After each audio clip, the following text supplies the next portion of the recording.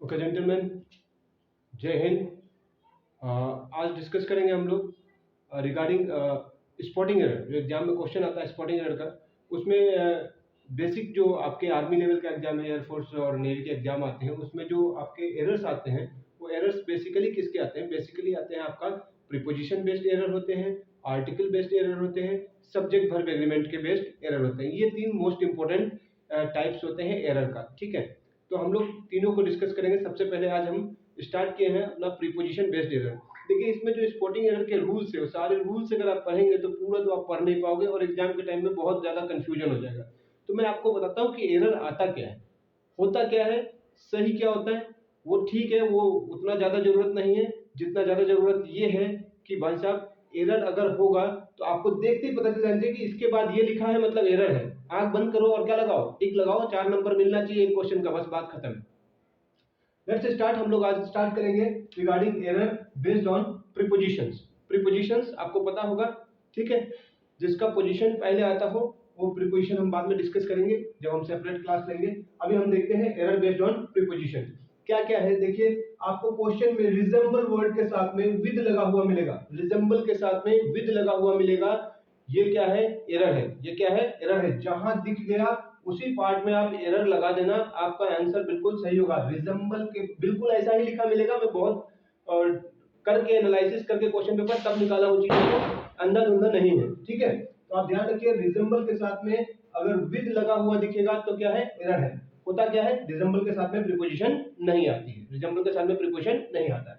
Okay, blind to one eye, blind to one eye गलत है। Blind to one आई, अगर सही में अंधेपन की बात हो रही है तो ब्लाइंड इन आएगा। क्या आएगा? ब्लाइंड इन आएगा। इन ब्लाइंड इन आएगा, ब्लाइंड टू नहीं आएगा।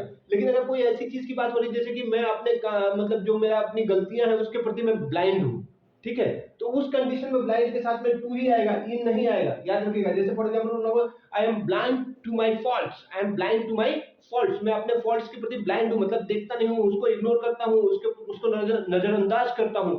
उस सेंस में अगर होगा तो ब्लाइंड के साथ में टू आएगा। लेकिन असली में अंधेपन की बात हो रही होगी कि आंख से दिखता नहीं है, तो क्या आएगा? ब्लाइंड इन आएगा। क्लियर? नेक्स्ट आपको सेंटेंस में मिलेगा get rid from. Get rid के साथ में क्या मिलेगा? फ्रॉम लगा हुआ है, फ्रेजल वर्ब है। गेट रीड के साथ में हमेशा क्या होता है? ऑफ होता है। जहां दिख गया गेट रीड फ्रॉम वही एरर है, उस पार्ट पे एरर लगाइए। आप इसको पूरा प्रॉपर टाइप स्क्रीनशॉट ले लीजिएगा और इसको याद कर जाइएगा। इसको आप स्क्रीनशॉट ले लीजिए, अभी ले लीजिए और इसको याद कर लीजिएगा।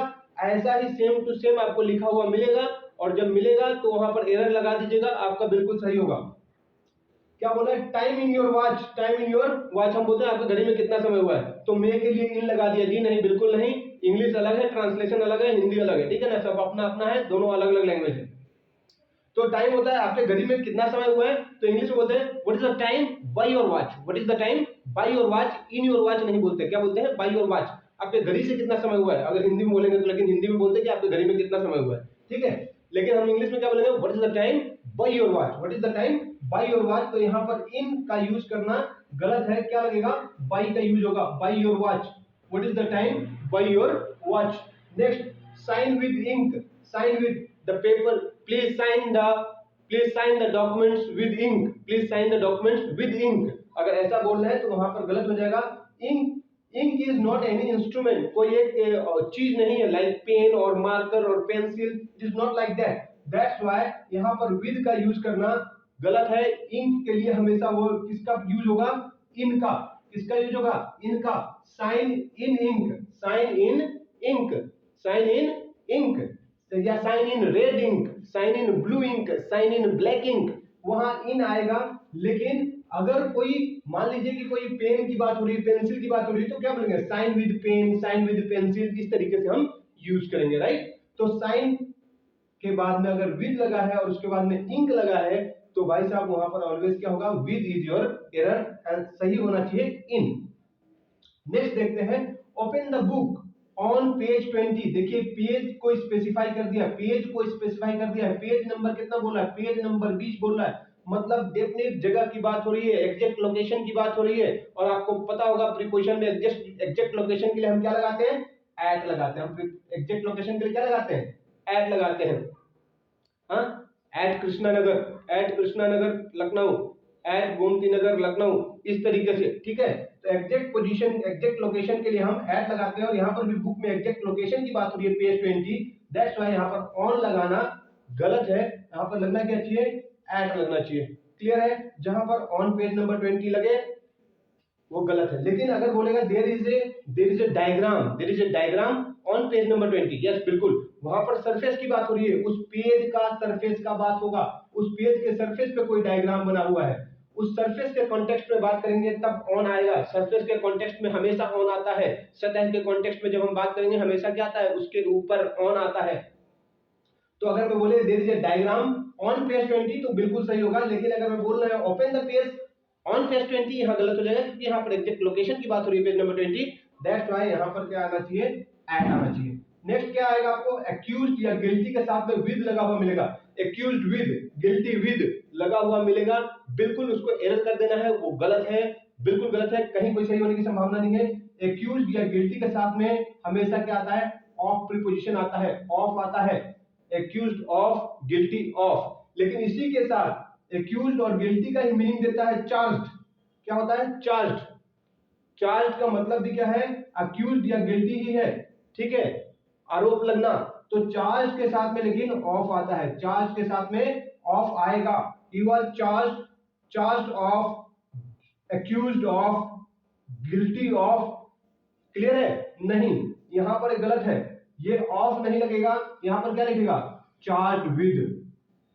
चार्ज के साथ क्या लगेगा, चार्ज विद लगेगा, और एक्यूज्ड और गिल्टी के साथ में विद नहीं लगेगा, क्या लगेगा, ऑफ लगेगा। क्लियर है यहां तक, चलिए नेक्स्ट आपके क्वेश्चन देखते हैं। Sheela ordered for 2 cups of tea, 2 cup चाय के लिए शीला ने ऑर्डर किया, ओके, हिंदी इंग्लिश को रहने दो।